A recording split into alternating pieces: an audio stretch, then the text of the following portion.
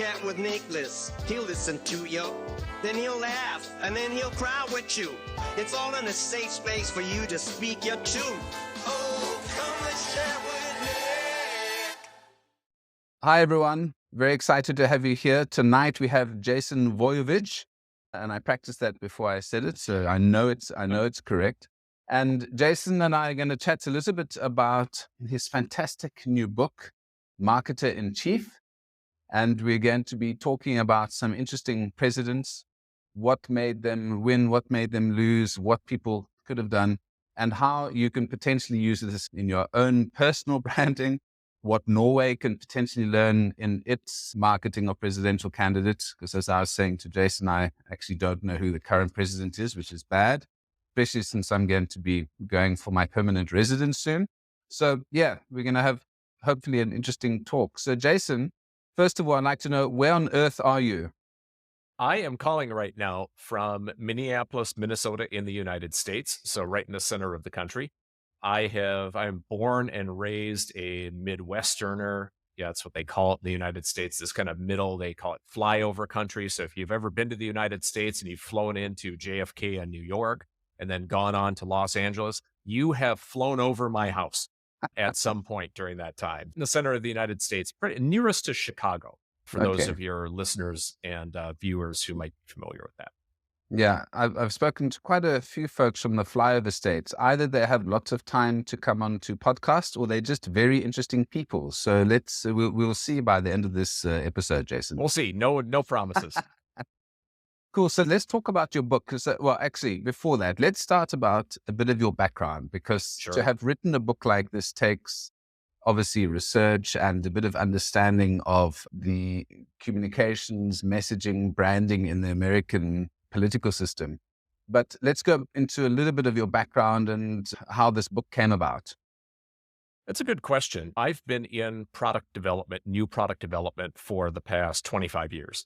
That's marketing, sales, engineering, all of the cross disciplines you need in order to launch new products. That's with startups and established organizations, Fortune 500 companies, very broad based background. And what you learn really quickly in that line of work is that the only people that tend to survive in it for any length of time are just inherently, naturally curious people. You have to just be honestly curious about the world around you, not just I'm going to go and look out for things that are interesting in my field. If I'm working on a medical device, that I'm interested in medical device topics. I'm interested in everything.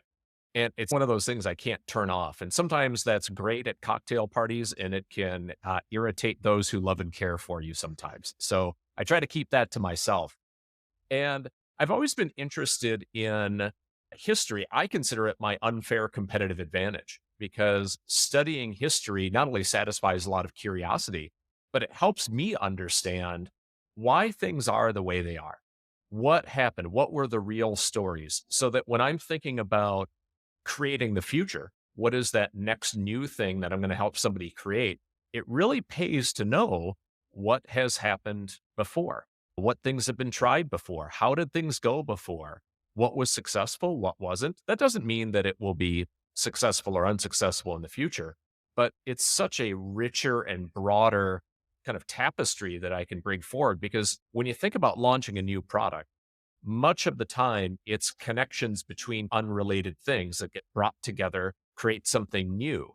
If you're not curious and you don't see a lot of different things and you're not looking at different things, it's hard to know, oh, hey, this over here connects to this over here. And if we put those two things together, we could launch something new that people would really appreciate, would really solve some vexing problem. It was natural that I would be looking at that. I've always been interested in history generally, presidential history specifically. And in 2020, when the world shut down, I worked on, it's one of those, we all had pandemic projects, right? Yeah. Many of us did. I did. Mine was each week I would research and write about probably 3,000 to 5,000 words on each US president. Not just the cool ones, not just the ones people have heard of, but all of the US presidents. And I would publish those to my blog. And the blog got super popular. And enough people said you should put those into a book. And foolishly, I agreed and thought that I'd put them all together, edited them, and published them in 2021. Very exciting, a long, strange trip it was to get from there to here. But that's kind of who I am and why I did it. So I love the title Marketer in Chief, because if we think about modern politics, we think there's a lot of marketing, a lot of branding, a lot of money going into campaign ads, super PACs and things like that. But I guess we forget that there have been 46 presidents now. And each of them has had to sell their particular vision to the country. And that is a lot of horse trading. That's getting your message right. That's a lot of personality branding. And so I'm sure all 45, or especially 46 now, is going to have a lot of rich content for the next generation of writers as well. The last two have been doozies. But let's talk about maybe a little bit about your writing process. So you said you were writing it initially for a blog, because I haven't heard millions of product development folks and product managers coming up with best-selling books, which I'm hoping this becomes really soon, if it isn't already. But I think the title alone is fantastic, which is why I reached out to you. Let's start with maybe some of the key learnings that you got out of this book, and perhaps who are some of your lesser known but most interesting presidents that you've discovered as you've written this book? I think the thing I want people to take away from the book, and not just Americans, but I think there's that anyone trying to, in any sort of representative democracy, direct democracy, any sort of parliamentary system, you've got a scenario where 95% of the people, 95% of the time, really aren't paying attention to politics. For those people who are into politics, it's almost like a sport for them. They're into it all the time, but most people aren't. So when you think about the leadership, especially the prime minister or president or someone in that leadership position, what they're really trying to do is they are selling a brand. They're selling an idea. They're selling people getting excited about it and wanting to be a part of it and wanting to move things forward. And each leader has that responsibility to do that. And the whole idea behind Marketer in Chief, and the subtitle is How Each President Sold the American Idea. And what was interesting is that most people think about the executive branch in any government as more of an administrator, someone who's just trying to make sure that things happen. When you take a look at kind of the business side of it, and just from my perspective, just making sure that you've got the right mousetrap doesn't mean that people buy the mousetrap. You need to make sure that people not only know about it, they're excited about it. Thinking about Sun Tzu said, the art of war, that war under no circumstances could be ignored. It's of vital importance to the state. I would paraphrase that to say marketing is of vital importance to any leader. That brand, that idea, under no circumstances can it be avoided, whether you like it or not. And certain presidents in the American system did better than others. I think when we get up to the more recent presidents, Biden, Trump, Obama, Bush, those sort of folks, much of what we learn can be clouded by recent politics and by really emotional issues for a lot of people. Although there are things to learn from them, we really need to take a step back and leave living memory for some of the presidents that really made an amazing impact. And there are a couple of presidents that most people wouldn't maybe even be familiar with outside of the United States, and frankly, many not in the United States. But your listeners in Belgium might recall Herbert Hoover. During World War I, Hoover led the relief effort to help make sure that Belgium didn't starve during that time. They still have statues to him all over the place. They still have plaques for him in the embassy in Washington, D.C.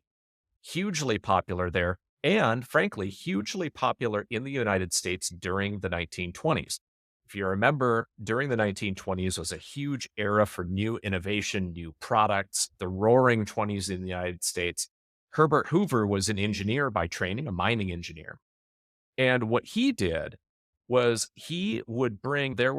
automobiles were just going onto the American roads at that time. But imagine this, no traffic laws, no standardization for roads, no standardization for safety features, nothing. Herbert Hoover didn't write the legislation as the Secretary of Commerce. He brought together drivers groups, he brought together insurance, he brought together car manufacturers, put them in a room and said, we're going to figure this out. We're going to set some rules. He's did the same thing with aviation, the same thing with Hollywood, the same thing with housing and the mortgage industry. So when you think about a president like that, not the person who's out there and creating this brand for himself, no snappy slogans. He was just the kind of person who did the nuts and bolts work of marketing, things where you had to bring people together, make things happen. Now, mostly we in the United States, we remember Herbert Hoover for presiding over the 1929 stock market crash. Yeah. When you think about Herbert Hoover's legacy before 1929 and after 1929, it's night and day. He was a shoo-in for the president of the United States. Absolutely. People loved him.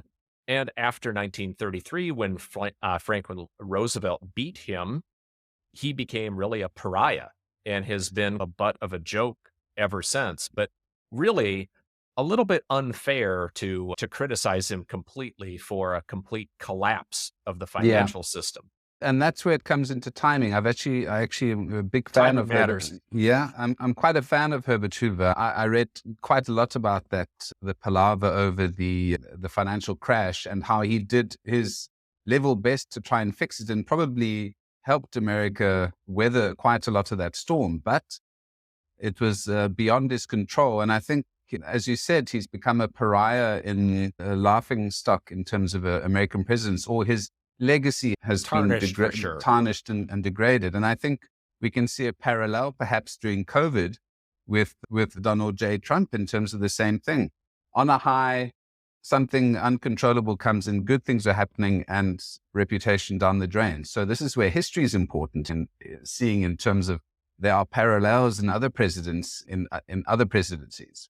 Are there any other such interesting parallels like that? There are these, we can talk about FDR in terms of being a dictator, basically, not being elected, I think, during the World War. So taking a couple of extra years versus other presidents, and his legacy and the amazing things that he did until Truman took over.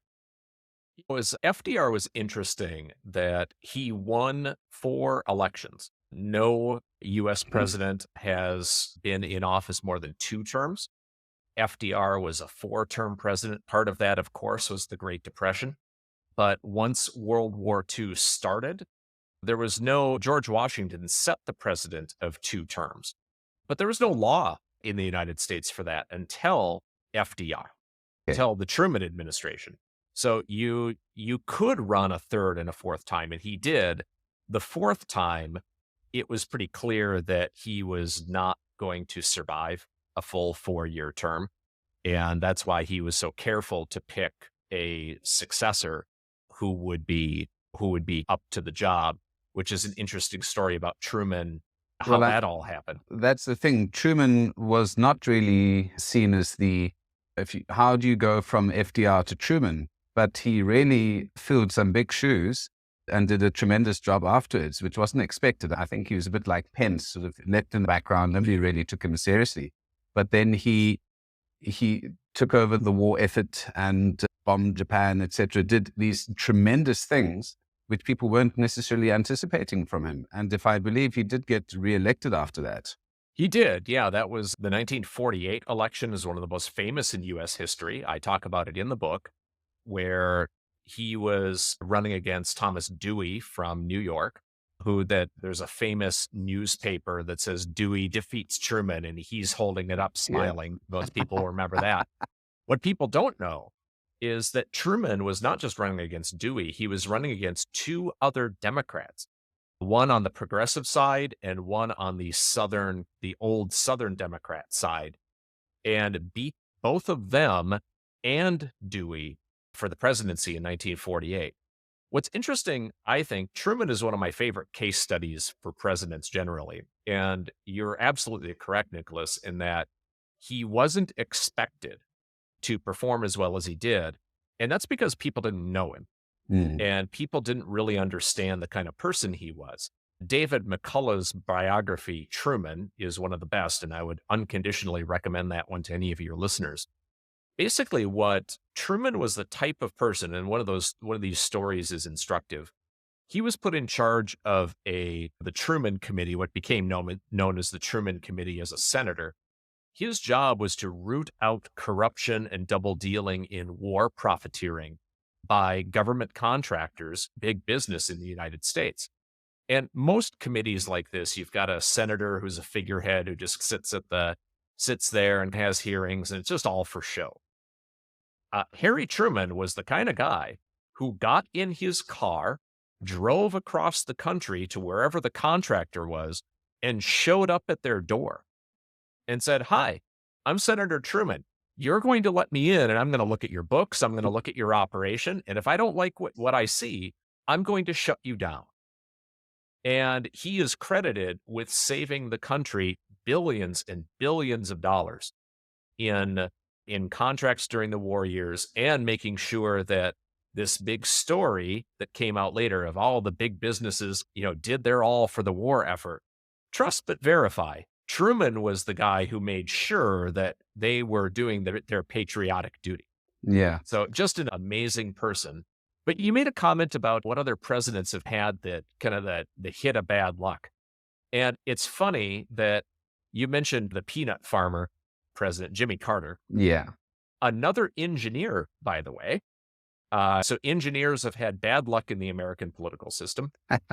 But Jimmy Carter ran into the same sort of problem where he was dealing with the oil embargo, economic collapse, really struggled in the late 1970s, and very much had the same sort of, did a lot of things, tried really hard, but in the end, just didn't have missed a little bit of the branding side, kind of the personal charisma that both FDR had and Ronald Reagan had, both successors, generally much more well-regarded than either of them, really because they understood what Hoover and Carter did, which is you could do all of the stuff, you could have all the steak, but if there was no sizzle, it's like they served $100 steak on a $5 paper plate. Yeah, and I think your point in terms of how you've got to show what you've delivered and you've got to make a bit of razzmatazz around it. And I think a good example of that and how Reagan played Carter like a banjo is with the Iran-Contra issue, where he got the Iranians to release all of those folks after the inauguration. I think that was Reagan. And whereas Carter had done all the heavy lifting, they knew how to play the press, play the media, and play public sentiment. And I think people underestimate public sentiment and how important that is in timing of elections, timing of when you should launch new products or how you should promote yourself. I think most politicians who don't succeed very well, frankly, there's kind of two types of politicians, right? You've got the types like the Carter and Hoover, and you've got politicians like that in the United States. You have them all over the EU as well. The politicians who are more technocrats. Yeah. They're very good at getting things done, but they're not exciting. We have those, you mentioned Mike Pence in the United States. Amy Klobuchar, senator from Minnesota, fits that sort of mold as well. Very good at getting things done. But when she ran for the Democratic nomination in last cycle, bowed out very quickly. There just wasn't that kind of excitement around that was needed. But on the other hand, you have politicians who are essentially all style and no substance. And we have those politicians in the United States on both sides of the aisle. You have them in the EU as well. All they're good at is just getting out there and giving some speeches and getting people fired up. But there's nothing behind them. It's all having a candy bar, no meal. Yeah. And what you find is that the successful politicians understand that they need to do both things. And they are very rare, by the way, those who can do both things well. FDR was great at it. Going back further, in the United States, Thomas Jefferson was very good at it. He understood it. People like Ronald Reagan understood it. very few politicians get that, though, and are good at something like that. Teddy Roosevelt was very good at that in the Yeah. early part of the 1900s. In the EU, you have preciously few politicians like that as well. But again, we remember them because it is very rare to have someone who can get things done and make you excited about the things they got done. That is Well, not easy to do. I think the contrast between the States and Europe is that Europe has had dictators and despots, so they absolutely avoid personalities, which is why nobody can mention who is the president of what country except perhaps Orban from Hungary. Nobody knows who the German chancellor is now. France, maybe some people recognize, but there are no personalities because they are terrified of personalities. America hasn't had a despot, which means that they are still running in, and if I can make a parallel with America taking over the mantle of Rome in terms of being a republic, it's actually it should be the Republic of America in a sense, because you've got your Senate and you've got your Caesar or your elected president. And you luckily haven't had a despot. The closest to a despot was potentially FD in terms of he would have just been continuing. Got the closest. Yeah, he actually got the closest. People think that it is like a Donald Trump, that Donald Trump was the closest thing we had to a dictator. Yeah. Not true at all. FDR was the closest. And it's interesting that during the 1930s, it was not a sure thing. That was the age of dictators, especially in Europe, the rise of fascism and communism in Europe, the rise of dictatorships. It was not at all obvious in the United States that the United States would not go in that direction as well. And FDR was very good. What I think the best thing FDR did from a marketing perspective is he did just enough dictatorial stuff to make things happen, but pulled back enough. FDR was probably the best balancer we have had in the United States system. He was very good at blunting his critics by doing just a little bit. So if business got really mad at him because the government was restricting wages, he would back off just a little bit. He'd push far and then he'd back off. Or if someone was attacking him from the progressive left, they wanted to go completely socialist, completely communal ownership of everything. He'd go just a little bit in that direction.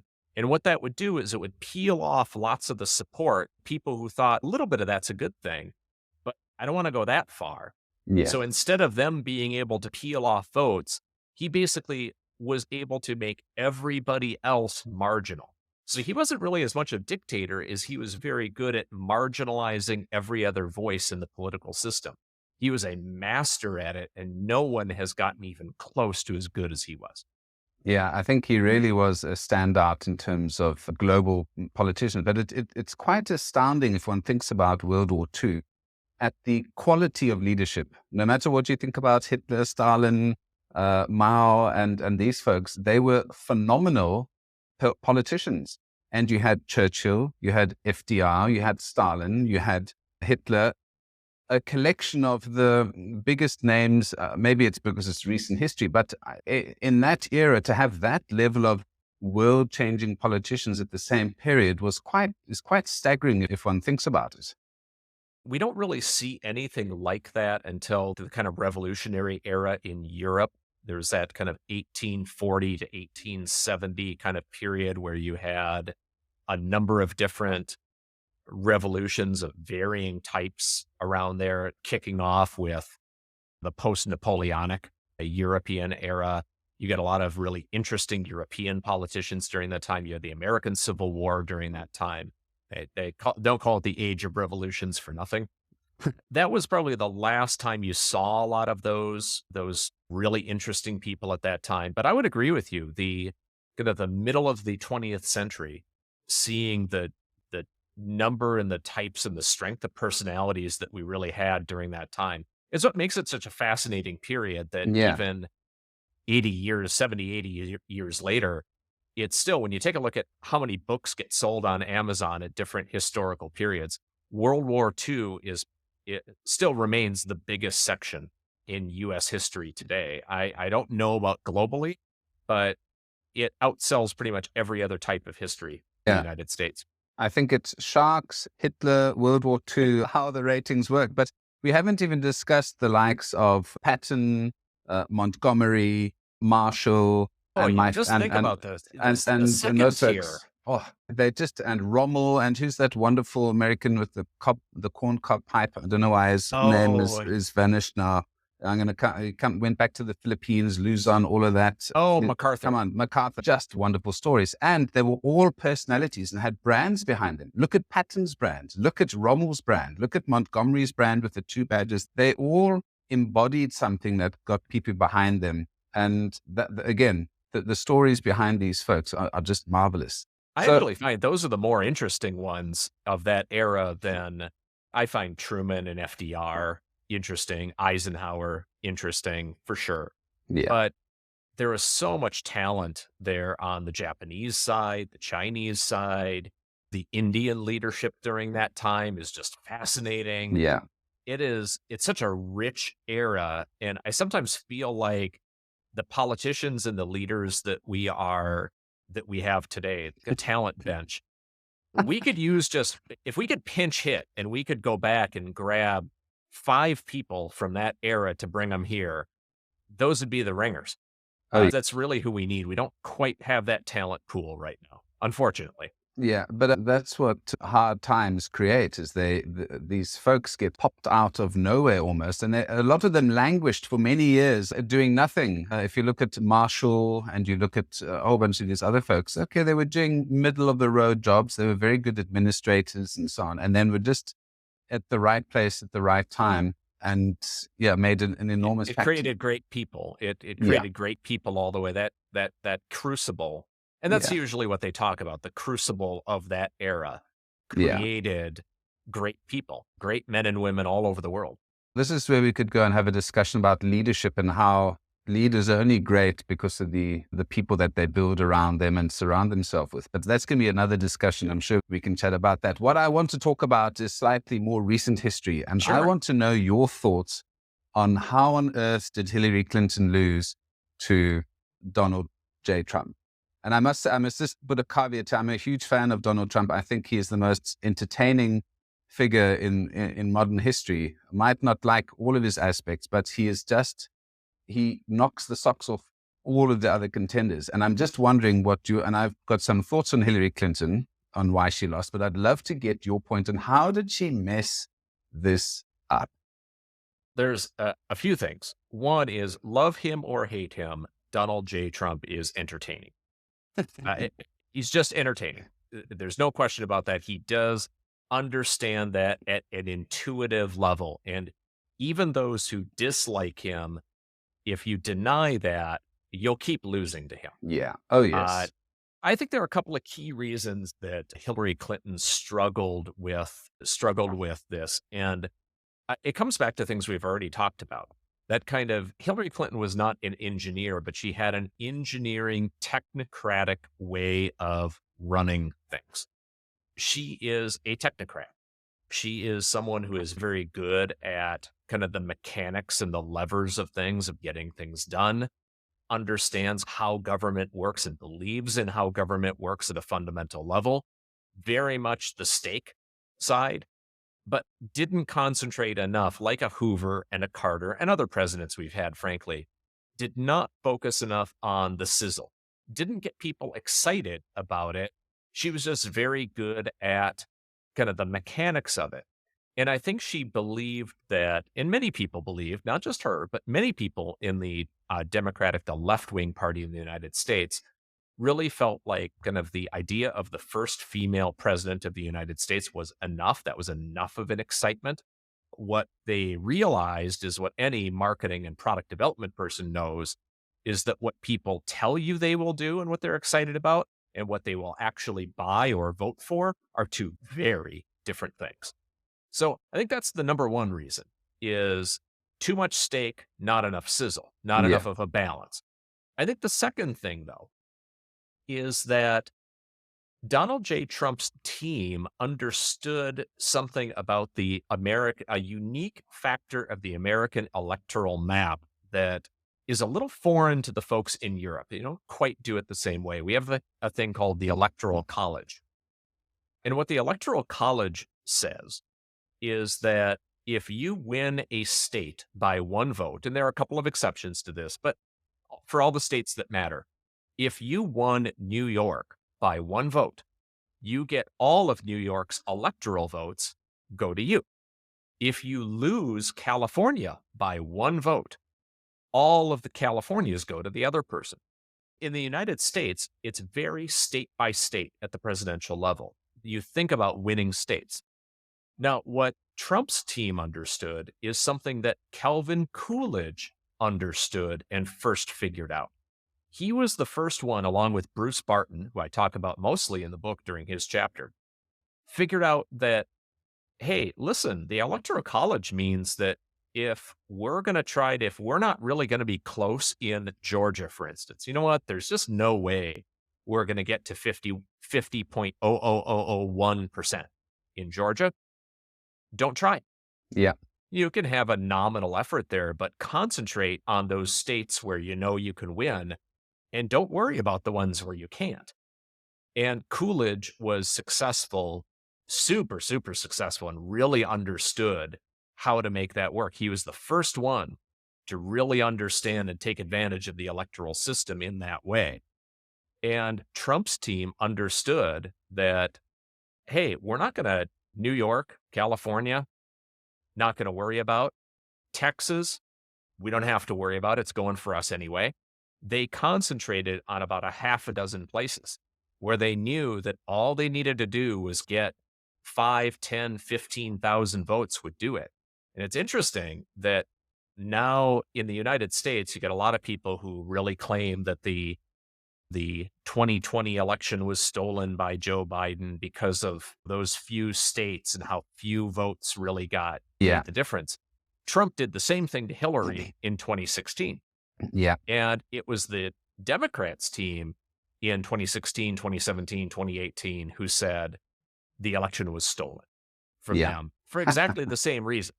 By the way, the exact same reason, which was very few votes in those states can flip the whole thing. And if you flip Wisconsin, Pennsylvania, Ohio, that's really it. Now, Trump overperformed in a few states. I think there were a lot of people who didn't really like Hillary Clinton, and just for whatever reason, didn't really like her.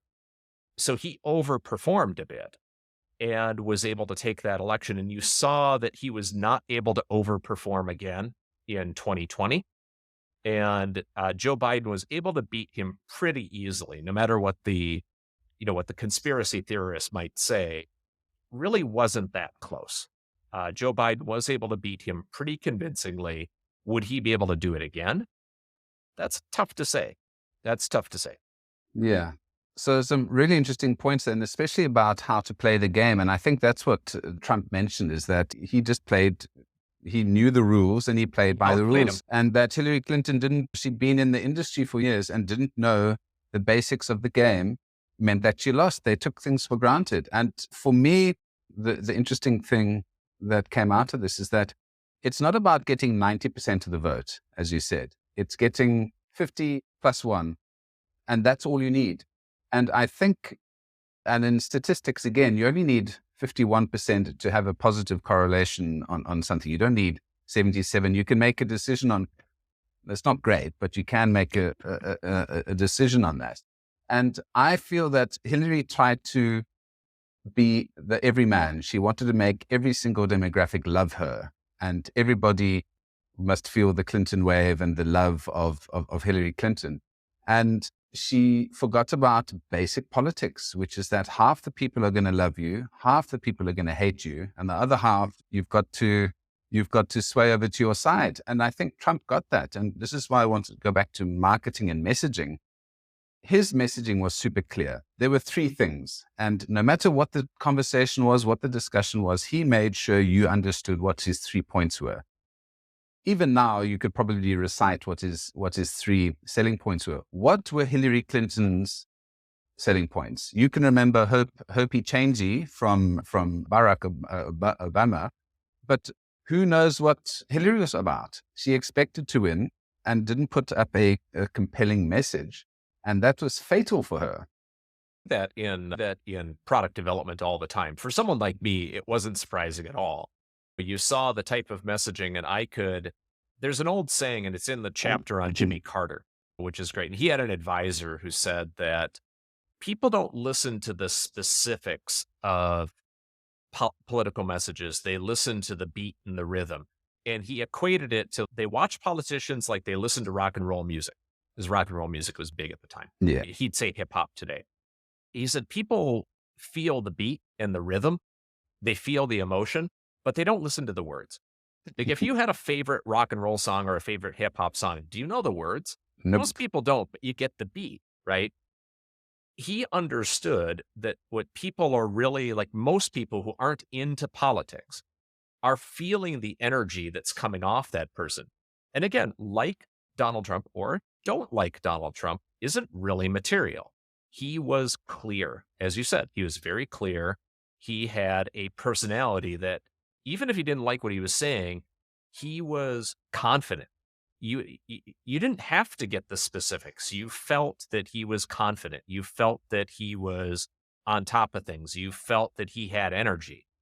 And even if you didn't listen to any of the specifics, when he was up there, you just had that kind of emotional feeling. Now, I'm not talking about the people who love him or the people who hate him. Take those two groups aside, because he understood it. I agree with you. He understood kind of what Hillary Clinton didn't quite get, is that you'll never win over the folks on the other side who are in that tribe. It's the people in the middle who aren't paying much attention, but I have a better feeling about that person than I do about that one.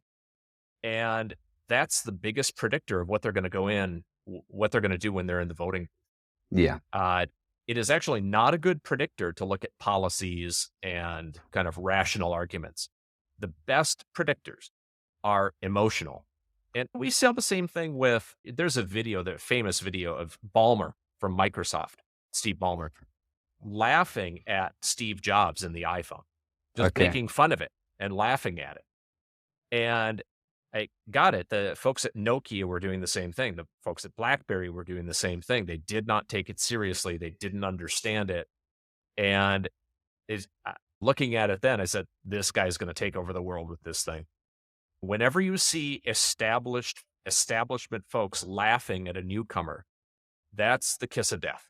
Yeah. It's almost the best thing you can do to predict that person's going to lose hard when they get laughed at, when they're not taking it seriously. And I don't think the Clinton campaign took Trump seriously until way too late in the game. And they paid for it. Yeah.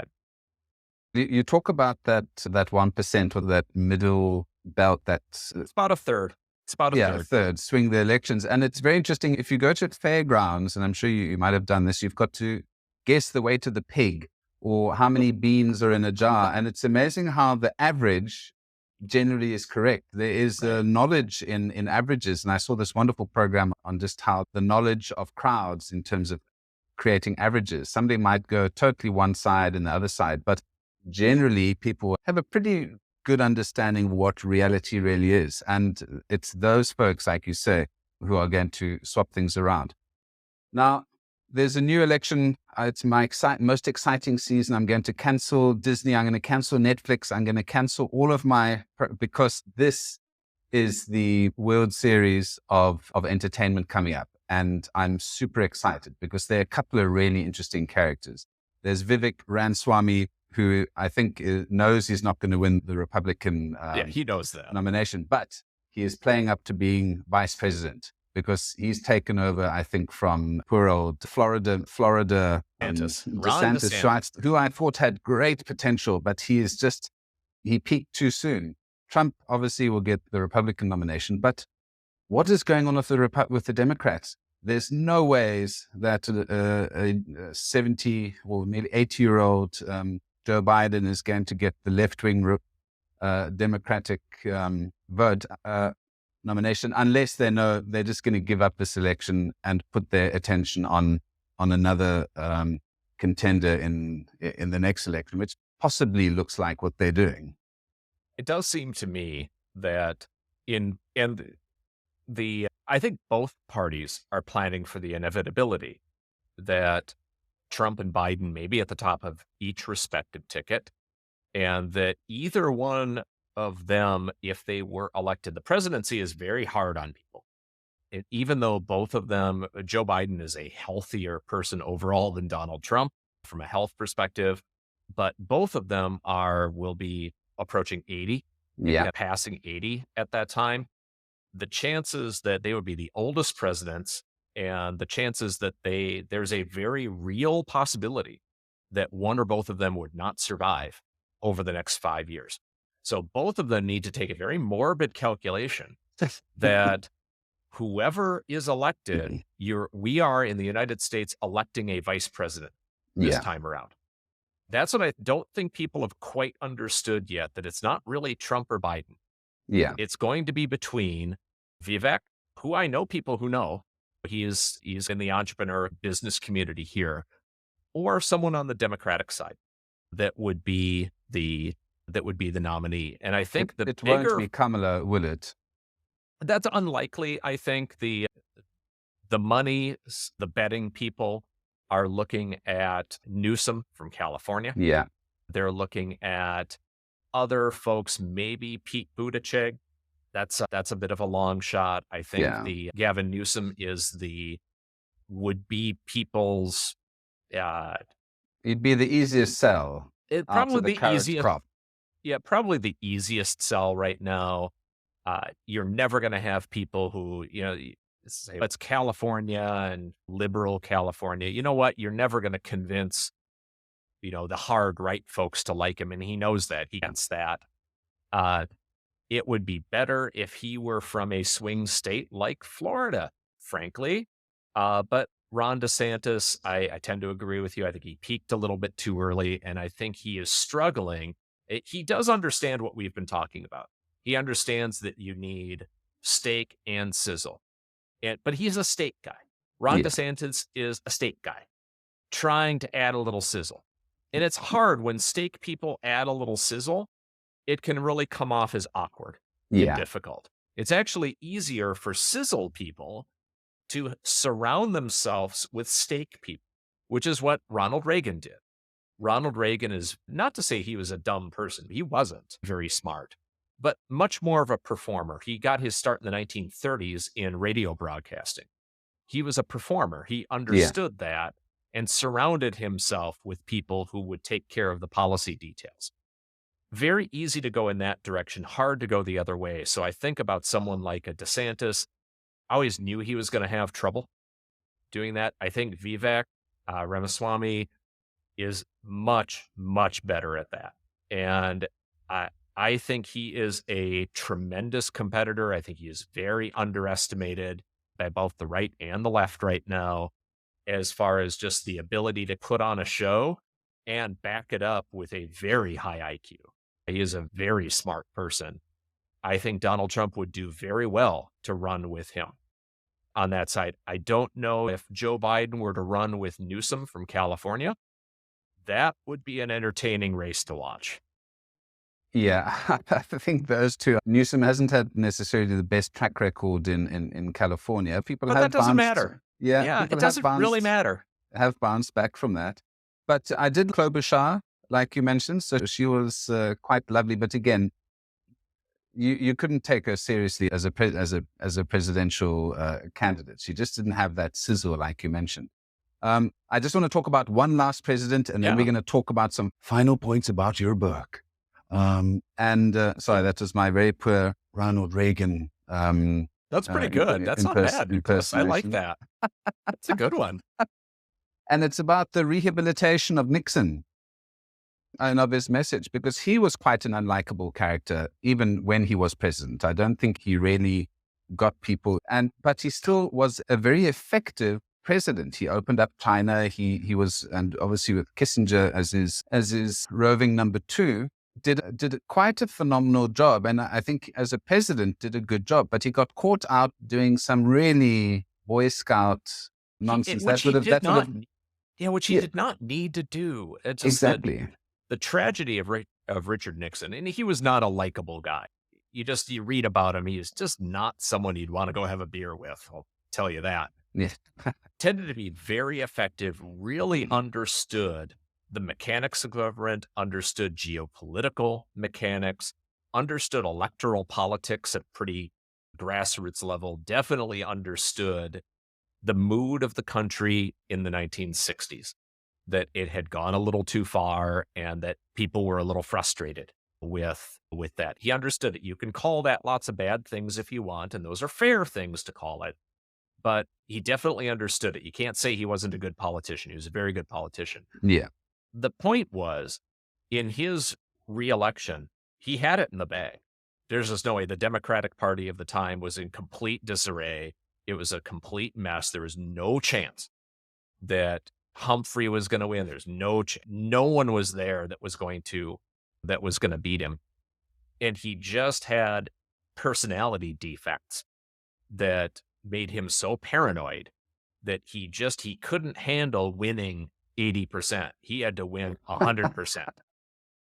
And that's that fatal flaw, that tragedy, is he just couldn't do that. But in my book, I talk about, I sidestep all of that and I just say, listen, what you need to look at, a different way to look at it is just look at the objective data during that time.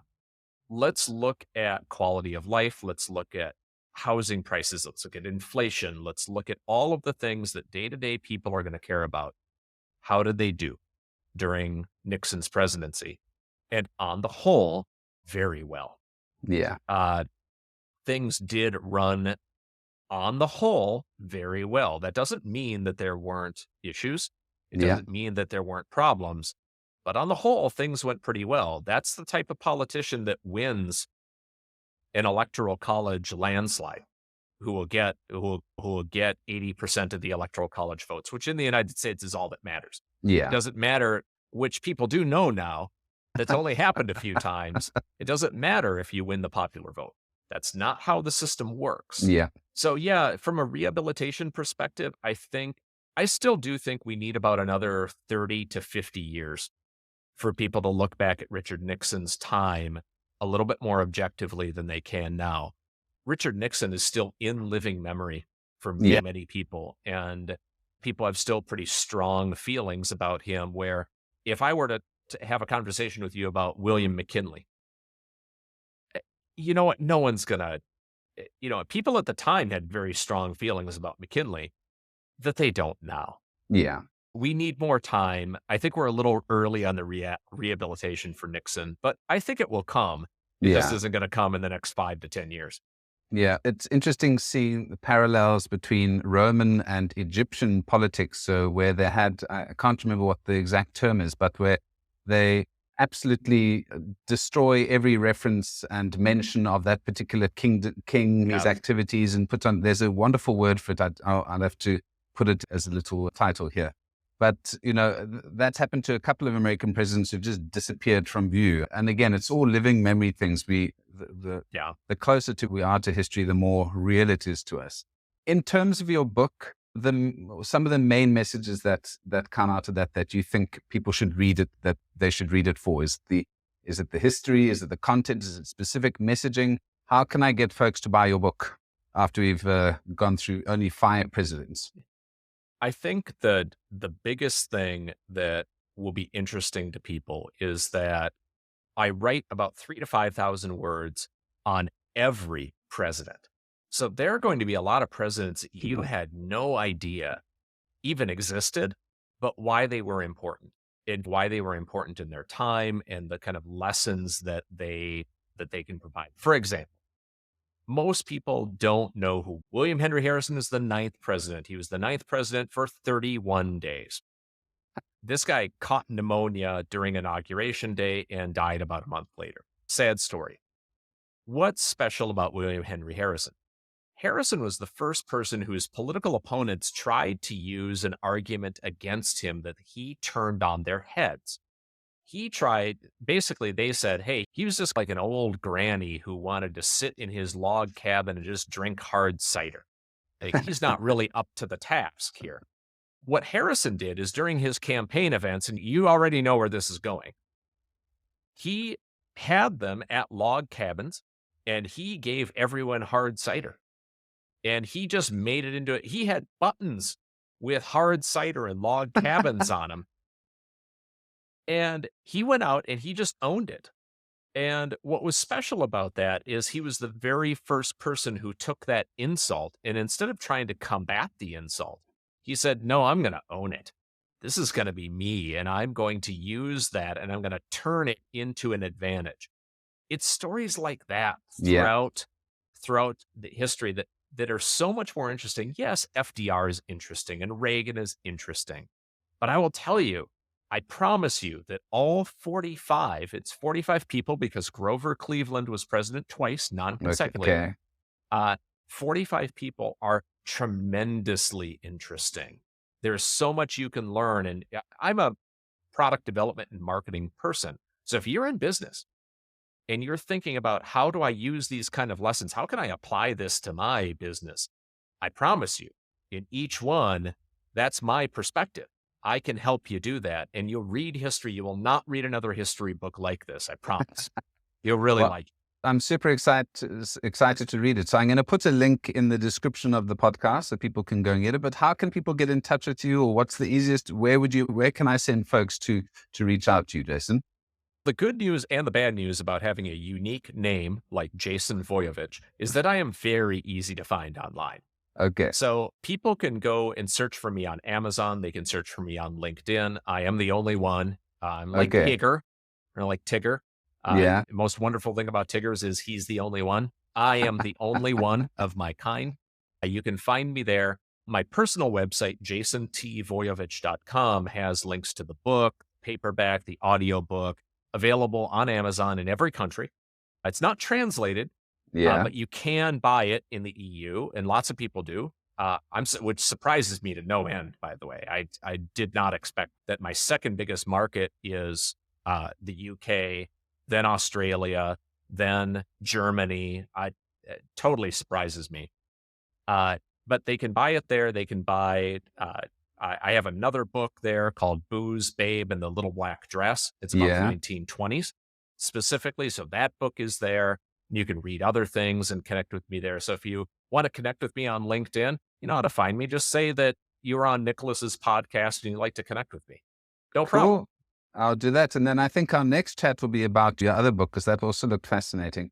I must just joke about you being the only Jason Voiovich on LinkedIn. Somebody called Nick Kuna on LinkedIn came up into my feed. So I said, hey, let's have a chat on a podcast. And he's a product development specialist as well. So we had a good hoot about that. Jason, this has been fascinating. This is, as you can tell, a topic I really love, and I could talk to you all night. And I'm sure there are more stories like that, a hard side of it I love already. So I'm going to make sure I read that. Thank you so much for your time, and I look forward to having you on really soon. Thank you again for having me. I loved it.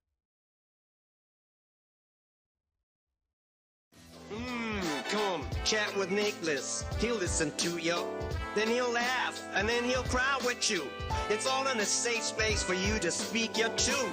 Oh.